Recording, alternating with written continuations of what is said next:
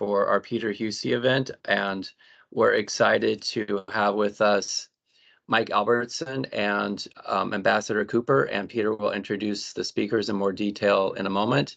And if it's your first time here, we're very happy that you made it, and we hope you'll return for more of these seminars. And this is sponsored by both Peter Huessy and NIDS. NIDS is the National Institute for Deterrence Studies, and we are a 501c3 think tank. Our motto is Think Deterrence, and all of our topics are somehow connected to the theme of deterrence. And we are also hosting other seminars and activities. Some of these are in person. We have a few coming up at the Capitol Hill Club in DC. And we're also co-hosting an event down in Shreveport, Louisiana. And Peter could also speak more to that. So without any more ado here, I'm handing it over to you, Mr. Huessy. Thank you very much, Alex. And I want to welcome our two guests, Mike Albertson and Ambassador Hank Cooper. First, Mike is the Deputy Director of the Center for Global Security Research at Lawrence Livermore National Lab. The director is Brad Roberts, who has been a frequent guest in our seminar series, and we hope to have him later in this year. Before Mike was Deputy Director, he was from November 2018 to September 2020. He was Senior Policy Advisor in the Office of the Secretary of Defense in the Office of Nuclear and Missile Defense Policy, facilitating extended deterrence dialogues with NATO and Asian allies. Our other guest is an old friend of mine from over 40 years ago. Hank Cooper was the chief negotiator in Geneva at the Defense and Space Talks. He then was director of SDI, and he was one of the founders of High Frontier, and he will go talk to us first. Hank, welcome to the seminar series again. It's nice to see you, and take it away, sir. Thank you, Peter. You asked me to talk a little bit about Reagan's views of deterrence, and I've broadened the thinking a little bit as I've thought about what to say. And I guess I want to back up. I think the genius of Ronald Reagan was that he knew how to get along with people, and people who had different ideas as well as his own strong preferences. And he and notable Democrats, he was a Republican who said he once was a Democrat. The Democrat Party left him. I don't know what he'd have to say about today's conditions. But in any case, Reagan's real contribution was in pulling different people and important ideas that he agreed with together. He had a strong interest in space. Many people misjudge that and think it was because he had been an actor in his earlier days, but it really wasn't that. He had really delved into the issues, and with people like Edward Teller and others, was convinced that space offered a pathway to building defenses.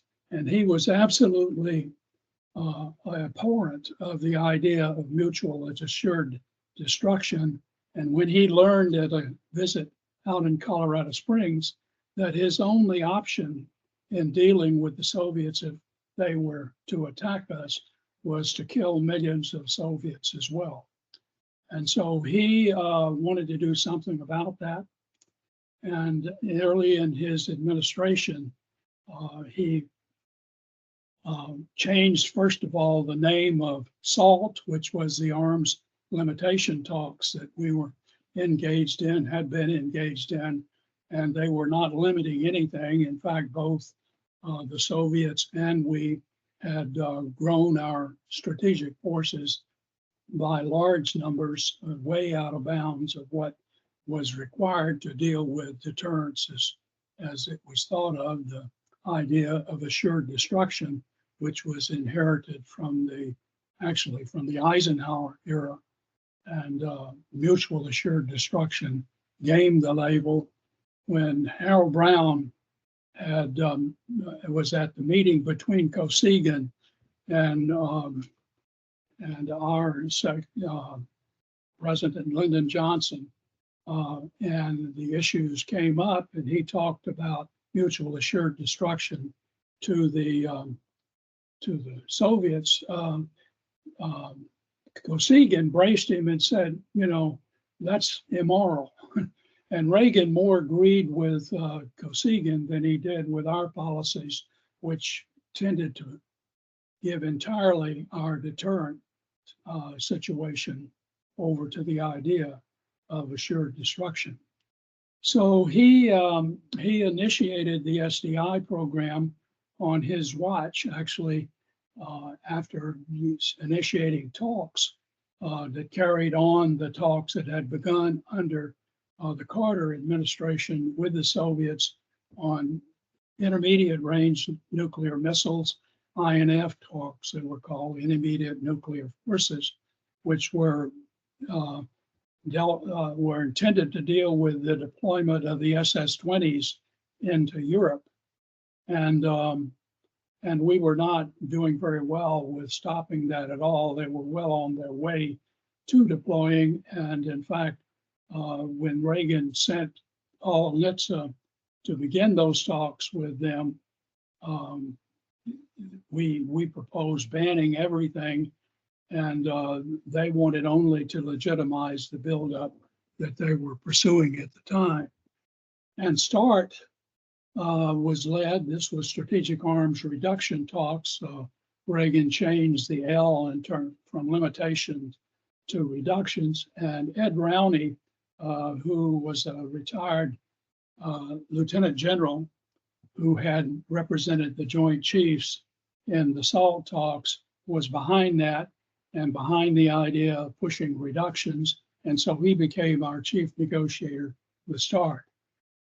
The INF deployments that we started to counter the Soviet Union actually began in the latter days of Carter's administration, but they reached deployment stage under Reagan, and Reagan initiated the deployment, and the Soviets walked out of all arms control talks in 1984. And that was all of the arms control talks, not only the strategic ones and INF talks, but also our comprehensive talks with the United Nations. So that became a major issue in the '84 election, and all of the allies held together. This political gambit was intended to split the NATO alliance. And Maggie Thatcher, who by then was already strongly allied with Reagan, and all the others, leaders who were up for re-election more or less the same times, were in fact re-elected on the idea that we would be pursuing quite strongly both the strategic in modernization programs as well as the INF programs. And on top of that, Reagan initiated the Strategic Defense Initiative in March of 1983. And so when the new talks, and the Soviets walked out of all the talks as an objection to that. And so when the talks began in '84, actually in '85, when they were restarted, we had new talks. And to illustrate how Reagan got along with the Democrats through all this, because he maintained a close connection. Max Kampelman, who had come to Washington with Hubert Humphrey, was a Democrat, well embodied in the systems. Paul Nitze, when Carter had not paid attention to Paul, who had been a strong strategic thinker throughout his time in Washington, he was independently wealthy, and so he didn't care who he worked for. He pursued his own interest, and Reagan put him in charge of the INF talks, and Rowney in charge of the START talks. So that was the world we went back to, and SDI had by then become anathema with the Soviet Union, and they held it hostage. We got major negotiating leverage out of SDI, and that brought them back to the table in the first place, and I believe persuaded Gorbachev, when he became the head of the Soviet empire, if you will, um, uh, was willing to negotiate seriously to try to get rid of the SDI programs. And so he made a major concessions, particularly at Reykjavik in 1985, I guess it was, or when the Soviets walked out of the talks, and in the first place. And so we were able to turn that into arms control agreements, both with START and INF initially. And in the part of the INF talks, we deployed. I mean, Reagan went all the way. He didn't listen to people who wanted him to continue to negotiate, and issued the deployment options in spite of the fact that the Soviets had threatened to leave the talks, and they did, as I've already discussed. So Reagan's strength was really what, and his bipartisan support was what really enabled his successful era. And I think that's not only what helped his deterrence strategy in dealing with the Soviet Union, but he was dead serious about defenses all the way along.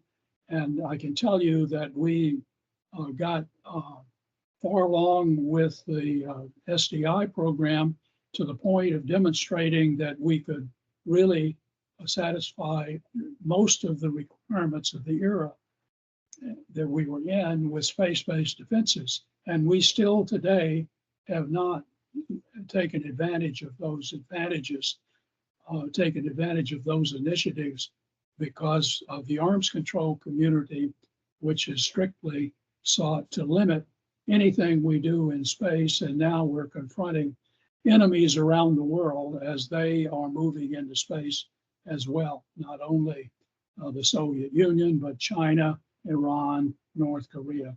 All of them have launched satellites that could threaten us in this country.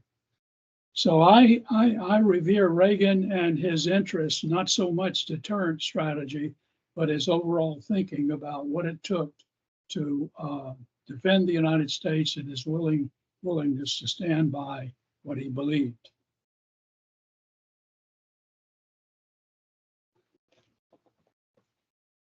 I hope I haven't exceeded my time.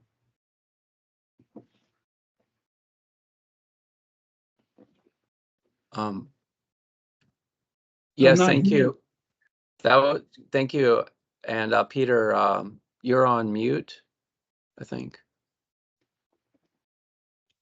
Oh, Mike, it's over to you, sir. All right, I will see if I can share my slides here. Hold on just a second. I'm going to try to get those up. There they are.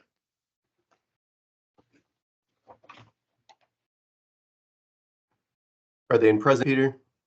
Yeah, they're there. There they are. All right. Yep. Well, thank you to Peter and Alex for the invitation, and it's an honor to be here with Ambassador Cooper.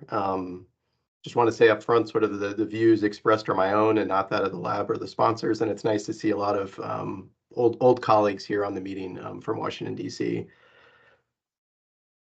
So I have been to a number of these events. I've attended them in person over on Capitol Hill. I know there's a lot of experts in the audience, but I always find in terms of sort of bringing sort of new people into the conversation that it's always good to sort of break things down into its basic pieces and explain some concepts that a lot of people might not be completely familiar with. So, the presentation is supposed to be on sort of understanding extended nuclear deterrence. I wanted to at least start off with a definition of what extended deterrence is, and I just chose one, but there are, of course, many. And I wanted to highlight that extended deterrence and assurance is sort of one element of U.S.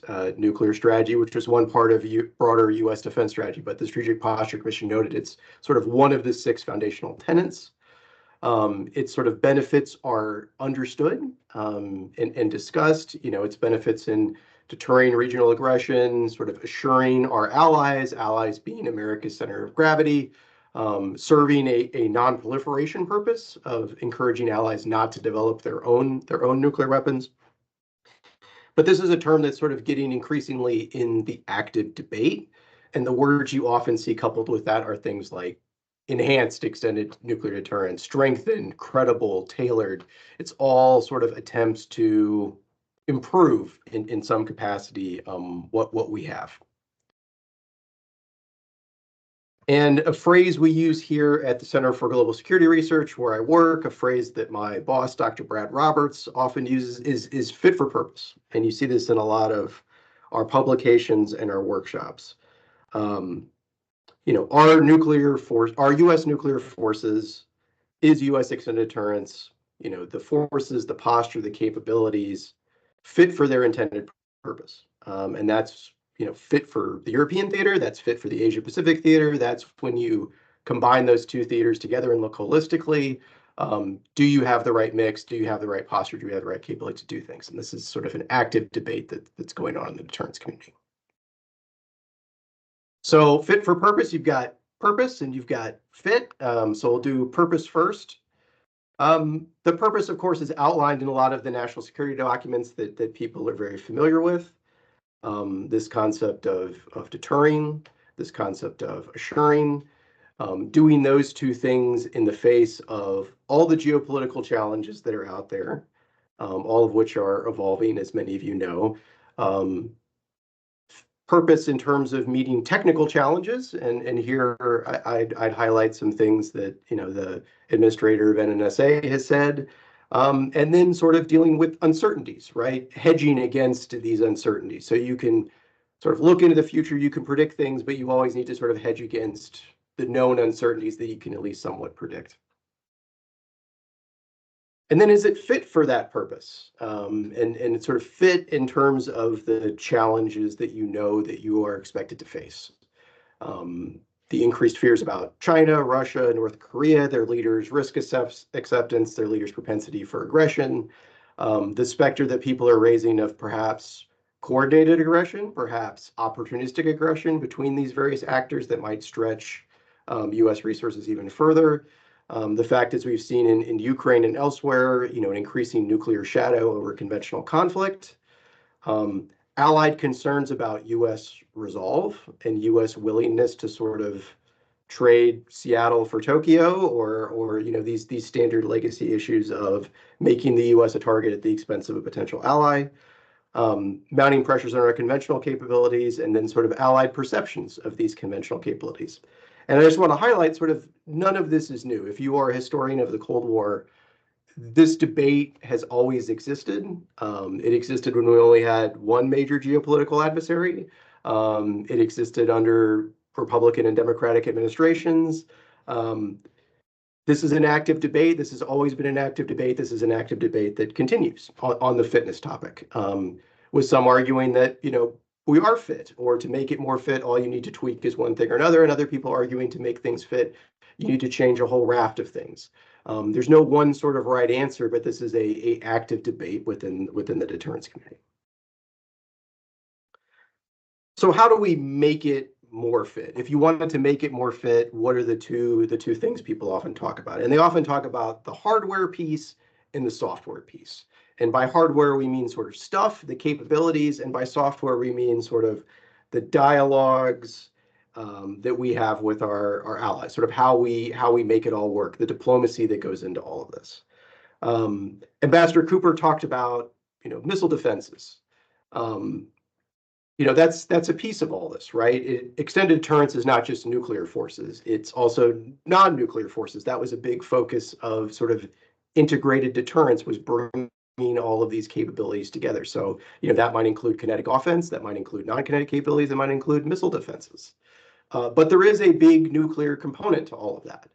A nuclear component that should be tailored to the geographical realities of the region, should be tailored to what the adversary has and their doctrine. It should be tailored to the ally, right? And you run into this sort of Goldilocks. You don't want things too hot, you don't want things too cold, you want it just right. And that's always difficult because of allied domestic pressures, because of how the adversary is perceiving things. There's certainly a push to get more out of allies, to enhance allied contributions. And then there's always a push to credibly demonstrate the capabilities that you have. So if they're just there and they're not doing anything, then maybe the adversary doesn't know they're there, doesn't respect them. So in order to have a credible capability, you need to do things like exercise and deployment so the adversaries can see that you're actively using these things that you have. And then the software, something that's been getting a lot of focus is, the dialogue, some of which have existed for a long time, such as NATO, some of which are newly formed, like this US ROK Nuclear Consultative Group, but allies want more. Allies have the capability now to ask very hard questions of the United States, whereas before they could simply sit and receive and would accept that, well, from this point onward, the US has it. That's all you need to know. Now they have a lot of hard questions. What are you going to do? When are you going to do it? Are you going to consult us? How much say are we going to have in the decision? What are the environmental impacts if something happens? So it's a much more robust dialogue than it used to be on the software front. And one thing we've seen, and we had a workshop last year, just about exactly a year from today, was this idea of a sort of new division of allied deterrence labor. And I know this often comes up in circles about, allies need to do more. Allies aren't doing enough. Allies are free riding and sort of extended deterrence. And I think what we've observed through our interactions with allies is, allies have been highly focused on this topic. They have had discussions internally. They've already sort of committed to burden sharing. They've already committed to doing more. And when you look at allied capabilities, they actually have a lot to contribute. Competition is in these new domains where actually allies and partners have a lot to add. A lot of allies have things to add on missile defenses, on space capabilities, on cyber. And allies have significant industrial capacity. And you just look at allied contributions to the war in Ukraine, where certain countries have stepped up, either as we have taken stuff out of Asia and sent it to Europe, and then allies have increased domestic production to sort of refill stocks in that theater, or have shared, emerging new important capabilities with the Ukrainians in order to inflict battlefield damage on the Russians. So, allies have shown sort of a technological ability to do all of these things and contribute, and a willingness to contribute. So, what does then that mean? Allies can bring a lot to the table. And I think here lies some of the questions, and here's some of the active debate. The US says, we want allies to do more. Allies are like, we're willing to do more. What do you want us to do? How do we fit into the big picture? And a lot of this is, a greater role in the nuclear mission, which is probably a good conversation for NATO to have. This might not be involve hosting weapons. This might just simply involve providing conventional support to US assets performing the nuclear mission. But it also is a sort of creating independent centers of gravity in Europe on non-nuclear, non-kinetic things, and also in Asia, right? Giving the Russians, the Chinese, the North Koreans sort of more centers of gravities to worry about in terms of conventional strike, in terms of potentially offensive space, in terms of potentially offensive cyber, and in terms of sort of integrated, denser layers of networked missile and air defenses. So, allies want to do more. They're capable of doing more. This should help on the extended deterrence front. But sort of one of the trends we're seeing is sort of a move towards allied, a new vision of allied extended deterrence labor and focus. So with that, I think I've tried to cover the landscape there pretty well. I just want to note in conclusion that sort of a lot of the materials that I presented are available at our website. They're available at cgsr.llnl.gov, where we have a lot of our publications and a lot of our workshop reports. So with that, I will end my show, and I will attempt to stop sharing, and I think I've stopped sharing. So over to you, Peter. Hey, thank you, Mike. That was extraordinarily well done. I have a question for both you and Hank. In a number of senators and House members have put together a supplemental package over and above their defense budgets. Senator Wicker has put together a $55 billion, and Senator Fisher and Senator King, and endorsed by Mr. Wicker, have both said we need to have a package on nuclear modernization efforts. And they're both members of the Strategic Forces Subcommittee. There is, on the other hand, people saying, no, we just need to do conventional advancements in Europe, for example, for our deterrent. So they're saying it's an either or, as opposed to both. So start with Hank.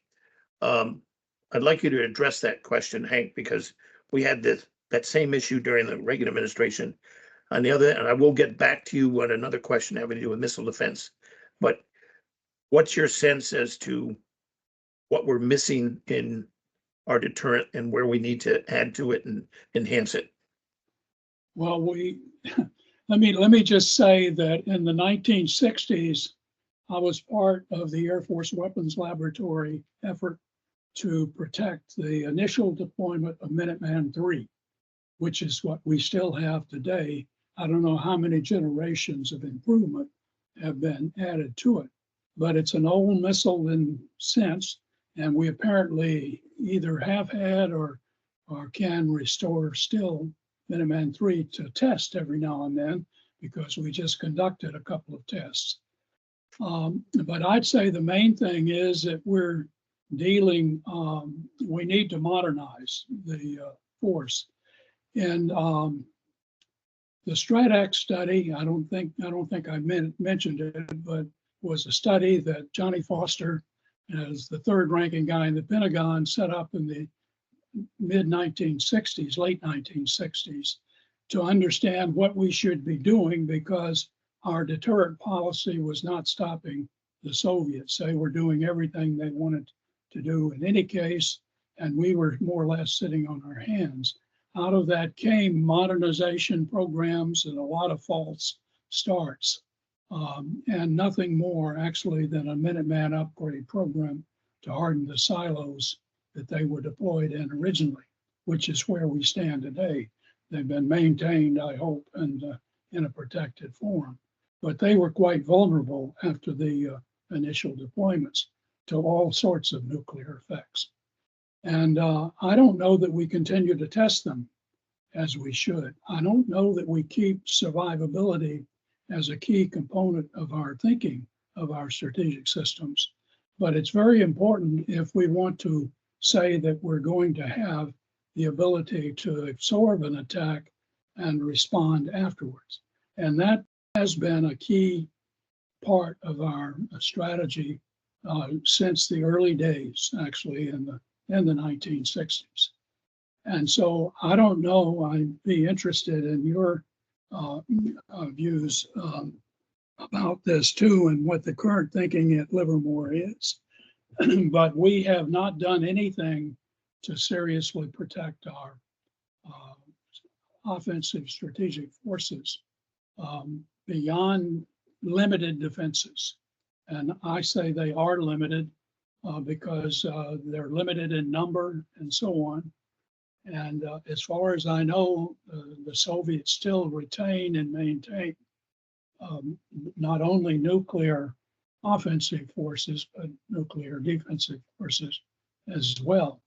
So we have a very awkward one-sided situation if you want to look at this hard from a nuclear deterrent point of view today. And we need leadership that will take that into account with all of our policies. And we need to have, again, the backing of our NATO, our allies.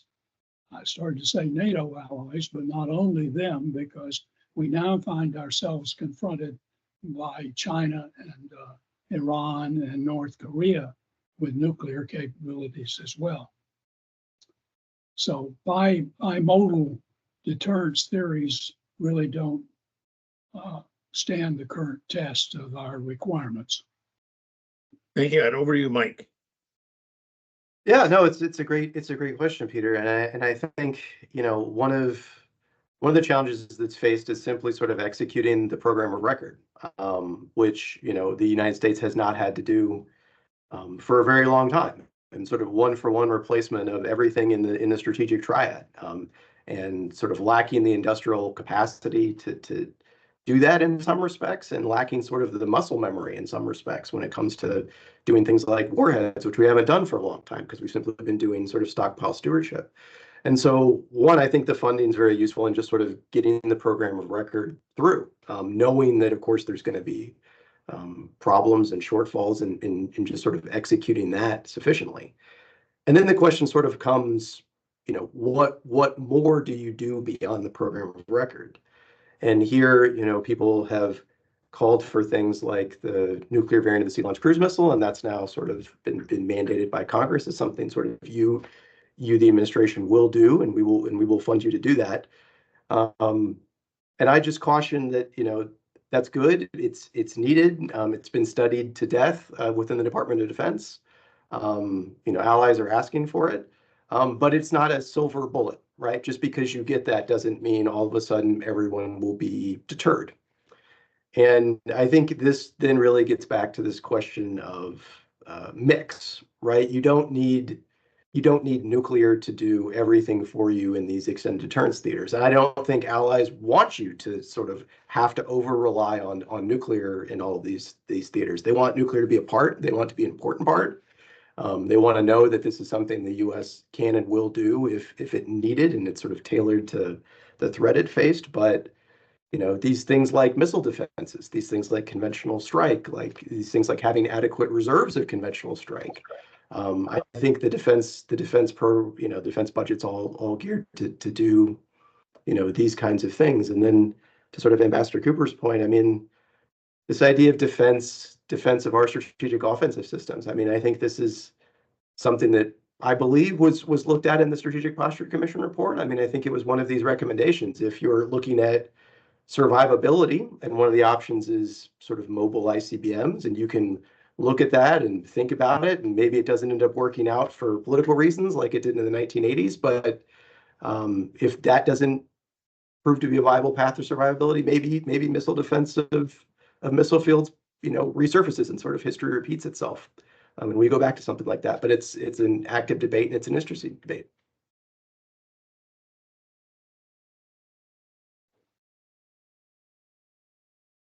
Thanks.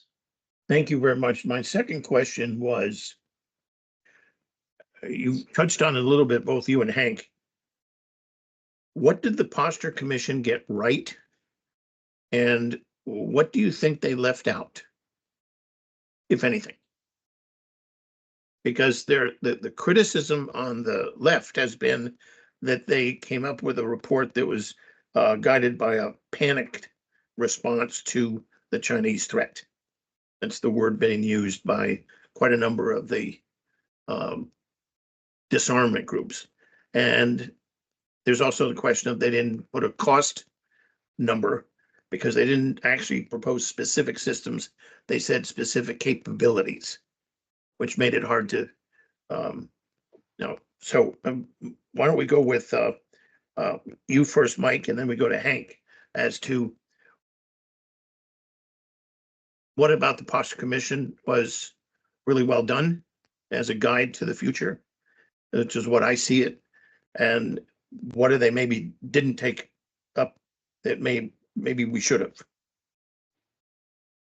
Yeah, it's a great question, and I've heard a lot of the briefings from Madeline and others as they've sort of explained it and rolled it out, and those briefings have always been nice because they've been bipartisan briefings. And I think the thing it got most right, I think, is that it was a bipartisan consensus. And I recognize that to have a bipartisan consensus, they needed to make some decisions of what went in and what didn't go in.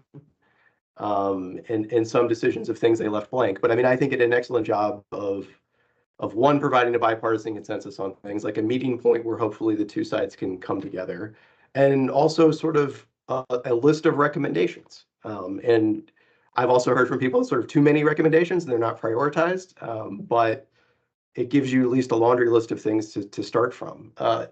If there was anywhere that sort of I'm interested in, given my background, and some place that I wanted the report to go deeper, it's sort of the arms control piece, which I recognize is immensely difficult right now with where the Russians and the Chinese are. But I am at least interested in finding like what is the bipartisan consensus on arms control and risk reduction? Like, where can both sides agree that something maybe possibly could be done and could be politically acceptable?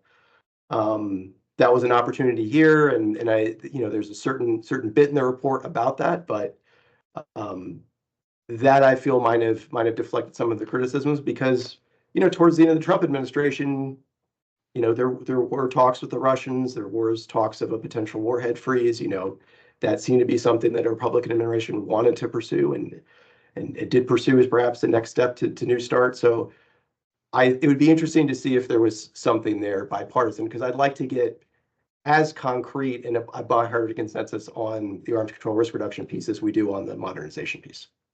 But over to Ambassador Cooper. Well, I frankly didn't study it. I looked through it and I looked for what they were saying, are going to say about space, and I was very disappointed. Other than some very superficial comments, they said nothing. So, and I believe that's where the future is. And as best I can tell from talking to friends, even though we know how to do the job in space to not only complement our capabilities for strategic defenses, I'll call it that, but I don't mean just against ballistic missiles in space. And we have people like Mike Griffin, who was my deputy, as you may recall, when I ran the SDI program as a top guy on R&D inside of the Department of Defense. And he tried to get things going in that right direction and left in disgust, I guess, prematurely from my point of view. I wish he'd stayed around and continued the fight. But as best I can tell, we're not really fully taking advantage of what we should be doing in space. And I am very concerned about the growing vulnerability that we have, not only from the former Soviet Union, now Russia, and China and Iran and so on, in terms of nuclear deterrence per se, but the threat that they could pose to take down our electric power grid in this country, which could, and they are well aware of it and really have verbally said that would be among the first things they would do. And that would send us back to the 1800s without the civil support that we had in the 1800s for survival in this country. And people who studied this issue carefully have indicated that up to 90% of the American people could die from starvation and societal disharmony, distrust, confusion that would result. And so chaos. And so that's an existential threat that we are now confronted with because we don't have an effective defense against it. Hank, it's very interesting, and we had two congressionally mandated reports on EMP. Both came up, the facts are there. But a lot of people that I've talked to about this, their first reaction is Russia or China wouldn't do that. Because the assumption is if you knock out satellites and stuff in space and GPS and everything we take for granted, they'll knock out their own stuff. And doesn't apparently occur to people that they can harden it. So I'd like to turn it now over to my president, Jim Petrosky, who has a question that he put in the chat function, but he wants to ask Mike a question. Yeah, thank you, Peter. And this has been really interesting. Yeah, Mike, Mike, you mentioned this Goldilocks analogy. I really like it because, as you know, technology, especially what we're looking at, takes time. There's a delay factor in building any new technology. So it gives us a menu of options. And I'm just curious what your thoughts are when we start thinking of how we can apply this to working with our allies to have multiple options available. So there's not a spin up from zero if the situation changes. Can you give some comments on that? Yeah, I mean, like you said, it's sort of you can't promise things and then they immediately show up. A lot of times, things have to be studied, and there's spacing considerations and domestic considerations, law considerations, and physical everything else under the sun. But really, it's about sort of supply and demand, right? Like what is the demand from allies? You don't want to oversupply because, particularly now when you're facing threats in two different theaters, sort of oversupplying in Europe or Asia means that you might not be properly balanced in the other theater to do it. So I mean, really, this gets to me sort of the Goldilocks is sort of what do the combatant commanders need to sort of execute mission in the theater, and what are allies asking for in terms of assurance requirements, and what are they then willing to give, up in terms of their own capabilities to meet sort of COCOM requirements. And I think sort of the skill to me in the Goldilocks thing is active listening, which not all sort of U.S. Diplomats and officials are great at, because we were used to sort of delivering talking points rather than actively listening to talking points of allies. But we have all these dialogues now. These dialogues are much richer and they're much more sort of back and forth than they used to be. So really hearing from allies of like what is needed. That's not too much, right? Is not too much to create domestic problems for allies, because I think a lot of U.S. experts say like we should do this without any consideration of domestic politics in the nation in which we're attempting to host. But really, it's sort of hearing from them of what do they want, and then we can temper that with some degree of realism to say like this is possible, or we can certainly do that, but it's not for 5 years. Maybe there's a band-aid we can offer that is more responsive in the next 6 months to a year when you have things. So there's no perfect answer to this question, but it's one of these things that active listening, but also having sort of whole of government approaches where you have the combatant commands in the room with the joint staff, in the room with OSD policy, in the room with like the State Department, who might be the one who's helping you get all this stuff done. Like having all those people in the room together is useful, and that takes place in a lot of these dialogues, which is good. Thank you. Alex, I wonder if you could let Joe Wolsheimer come in. He has a question about nuclear forces in Europe, which I'd like him to address to either both Ambassador Cooper and Michael. But Joe, why don't you go ahead and ask your question of our speakers.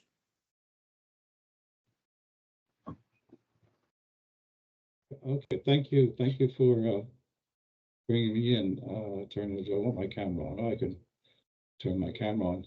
Mike, nice to see you. Ambassador Cooper, we've never met, but thank you for your participation today. I'd originally thought of this question based on something Mike said, but I look forward to both of your expertise on this.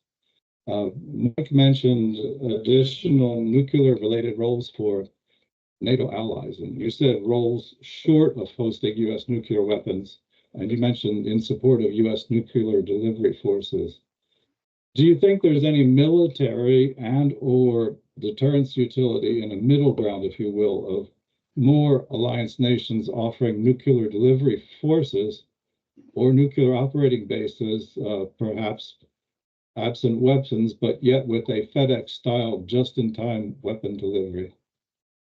Or any other modality you could think of. Those are just two that came to mind. Thank you both. I'm not sure I understood the question. Mike, you want to answer, and I'll see if I can. Sure. I'll take it. I'll take a stab at it. Great to see you again. Yeah, this idea of a middle ground, right, where obviously sort of the permanent stationing of U.S. forces on foreign soil is a big step. I mean, it's a big step for the United States. It's a big step for the host nation. It solves some problems, but creates a host of other problems. And so are there different ways to do things? And I think these are the conversations now taking place with allies is there a way we can contribute short of actually hosting nuclear weapons on our soil? And that might be providing potential dual capable aircraft platforms, that might be supporting DCA missions, that might be allowing DCA missions to recover at alternative airfields in different sites. But there is a lot of steps where we can improve things, where we can be more fit for the purpose, that don't involve actually permanently putting nuclear weapons on foreign soil. And a lot of allies are looking at that. And I think I'll leave it there and turn over to Ambassador Cooper. Well, as I am listening to this, and I think about, again, I'm not privy to all the inside stuff going on in DOD and the State Department now, but as I read the newspapers and whatever, I'm not sure nuclear uh, thinking in the past deals with the current situation at all. Frankly, I'm more concerned about what Iran may do, since they have threatened directly Israel as the little Satan and the United States as the great Satan. And they have the nuclear weapons already. I believe there's big argument, of course, going on as to whether they are just on the edge of getting them. I frankly believe that since they were testing jointly with the North Koreans, I don't know, 15 years ago, that they most likely have at least a few nuclear armed missiles today. And they're prepared to go after the great Satan. They say that quite specifically. And they may be willing to commit suicide to do it, since that fits into their mode of operation. And we find ourselves with woeful defenses against that, I believe.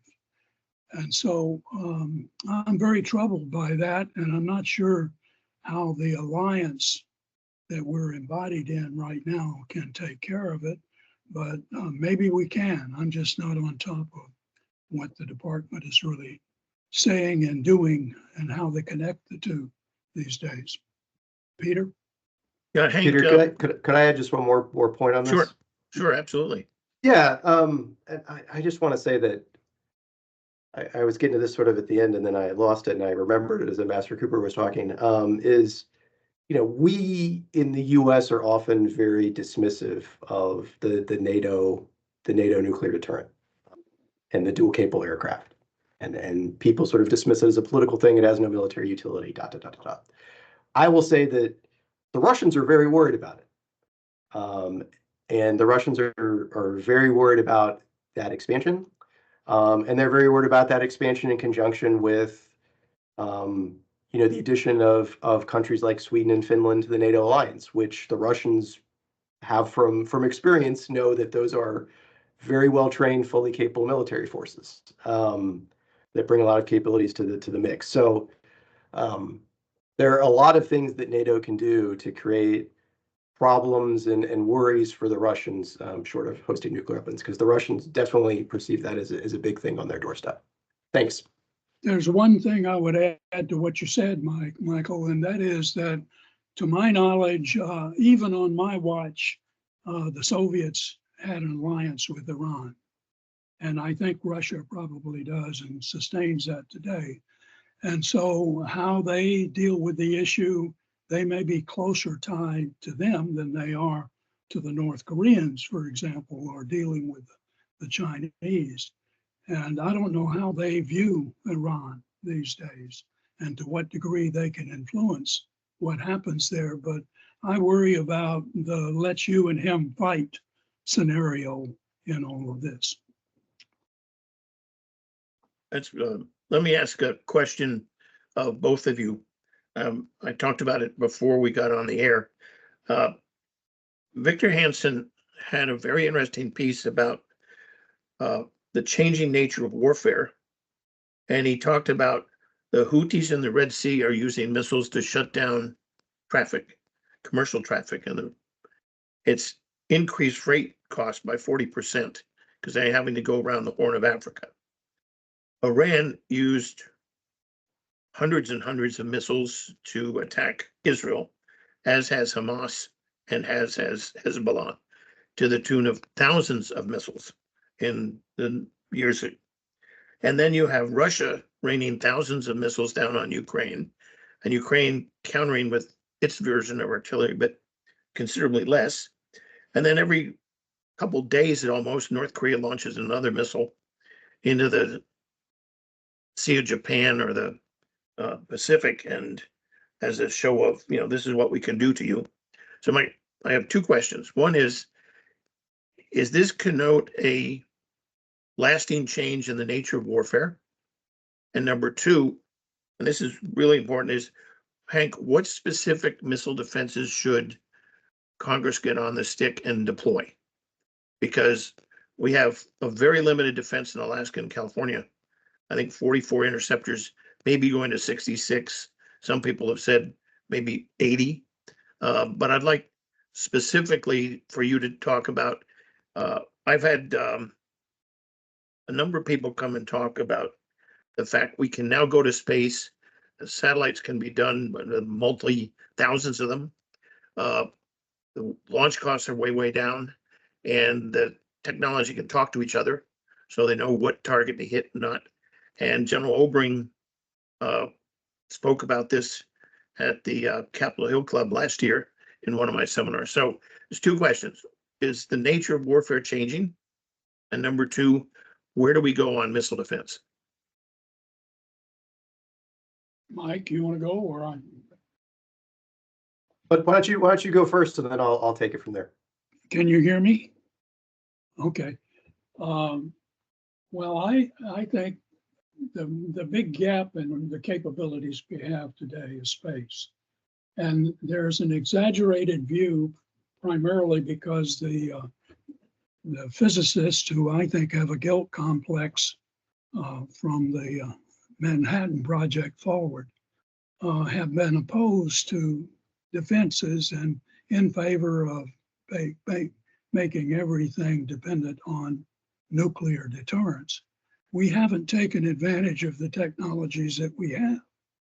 On my watch, when I was running SDI, working in particular with scientists and engineers at Livermore, Lowell Wood in particular, and others who were there, worked on a concept called brilliant pebbles, in which carried on board the sensors that it needed to pick up launches in the Soviet Union or anywhere else on Earth while they were boosting out of their silos and shoot them down in the late upper stage of that launch throughout their path in space, provided we could solve the discrimination problem and high into the Indo-atmospheric range for defenses.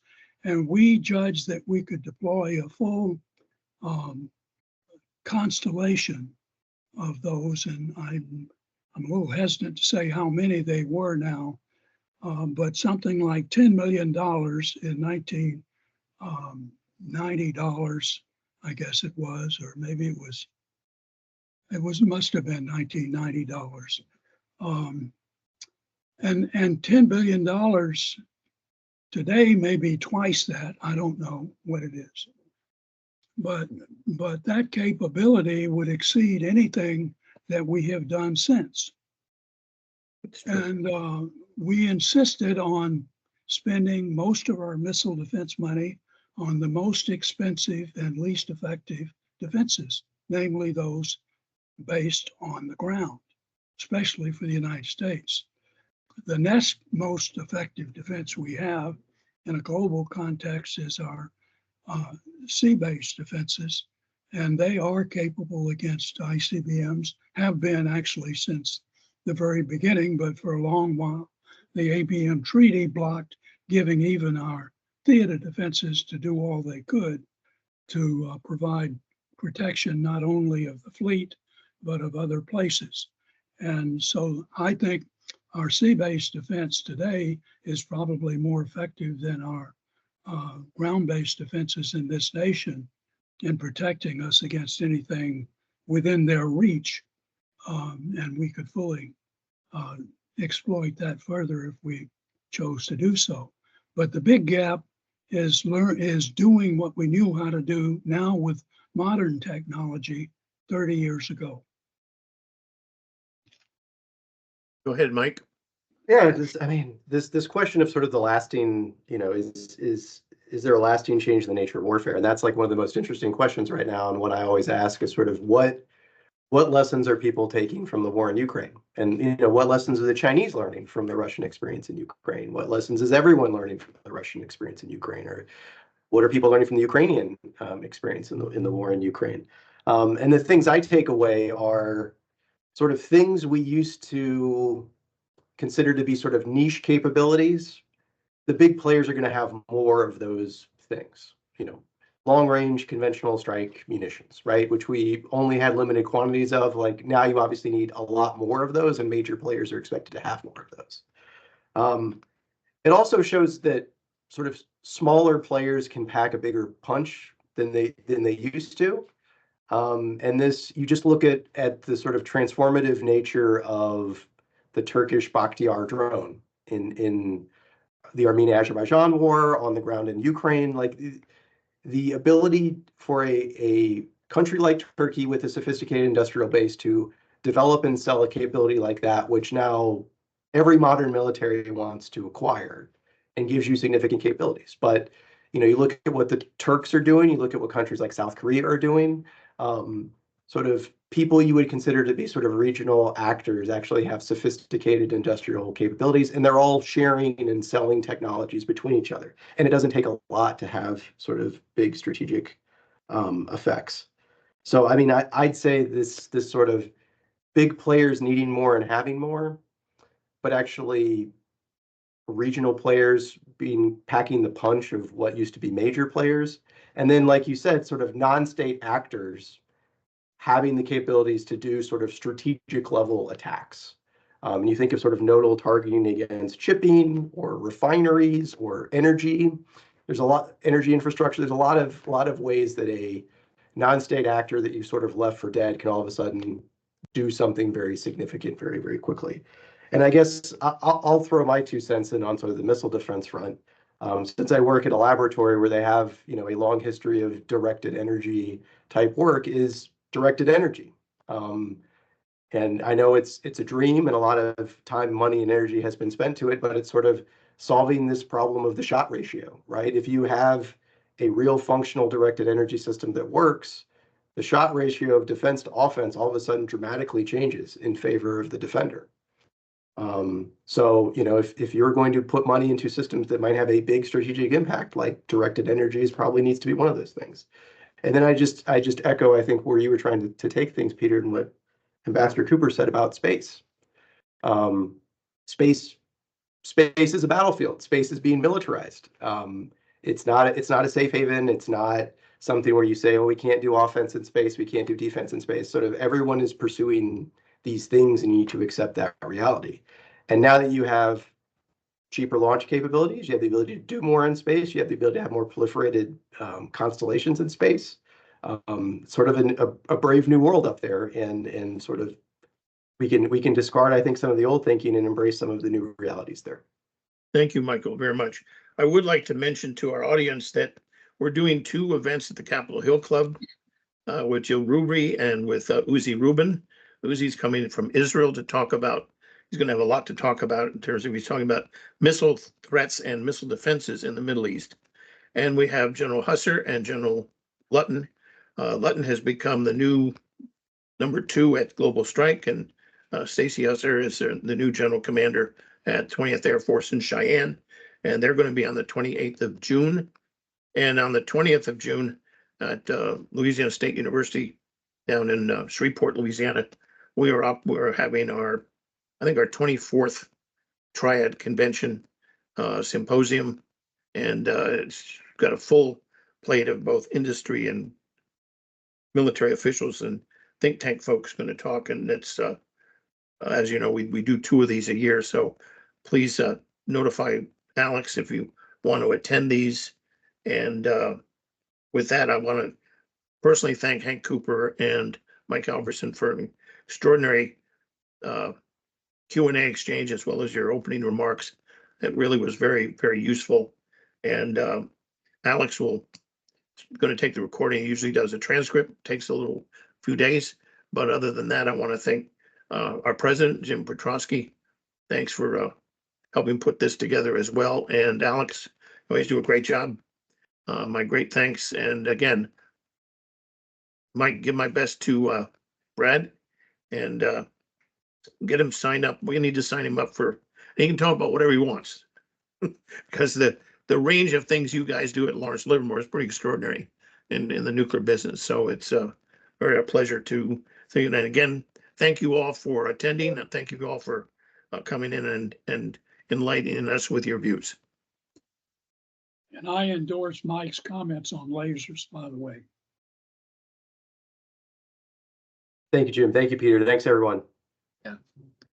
Thank you. Thank you, everybody. Thanks, Alex, for getting us all set up. I appreciate that. My pleasure. See you next. Yeah. This is very good. I want to thank you again, Hank and Mike, both for being a part of this. Again, we're trying to do everything we can to get the word out, and there are various venues to do this, and it certainly is an interesting time. I get a lot of comments back on these seminars and how valuable they are, and we're just proud to have Peter as a part of this because he really makes them the connections. So thanks again. Anything we can do for you or any ideas you might have, send them our way.